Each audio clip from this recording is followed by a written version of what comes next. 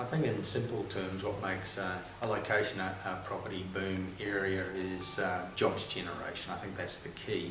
So what I'm looking for is in my hotspotting routine is looking for generators of growth, which primarily means generators of jobs growth, because that translates into demand for real estate. So I'm looking for projects that are going to generate long-term jobs, activity by government that's going to stimulate economic growth, which translates into jobs growth and therefore into property growth. But I always ask myself the question, if I find an area where there's lots of new things coming up that are going to generate that kind of activity, I do ask myself the question, if none of that happens, is this still a good place to invest? And if the answer is yes, then that's an area I might go for.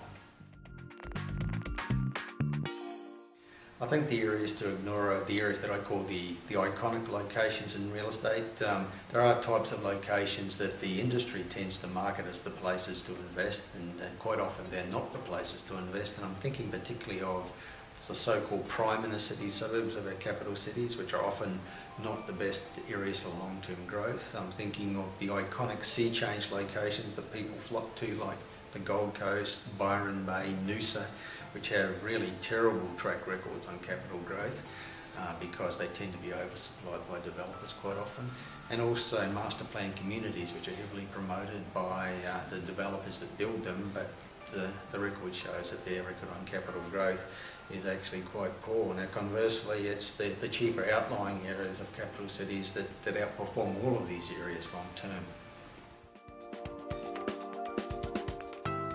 Well, I believe we're coming into an area where that's no longer going to be true if it ever was true. In 2010, data produced by some of the research companies shows that as an average, the capital cities produce better growth than the regional areas, but within that, the best areas for capital growth last were actually all regional areas. There were 8 or 9 regional areas around Australia that produced double-digit growth, and none of the capital cities did that last year. But I think going forward we're going to see more and more regional areas are going to be the places to buy, because the resources boom will impact directly on those areas, because the deal by which Julia Gillard governs with the help of the independents means that she's got to tip more money into the regions. The previous stimulus spending, a lot of it went into the regions, and many of the state governments now are focusing a lot more on putting money into regional areas.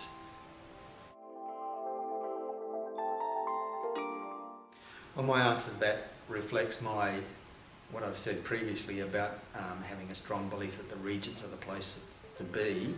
Apart from the growth that I'm expecting to see in key regional areas, there's also the fact that they're more affordable and the rental returns tend to be better than in the capital cities. But I'm thinking if I had $100,000 to spend, I'd be looking to buy a couple of properties in places like Gladstone in Queensland, Newcastle or Orange in New South Wales, Whyalla in South Australia, perhaps Warrnambool in Victoria, and Geraldton in Western Australia.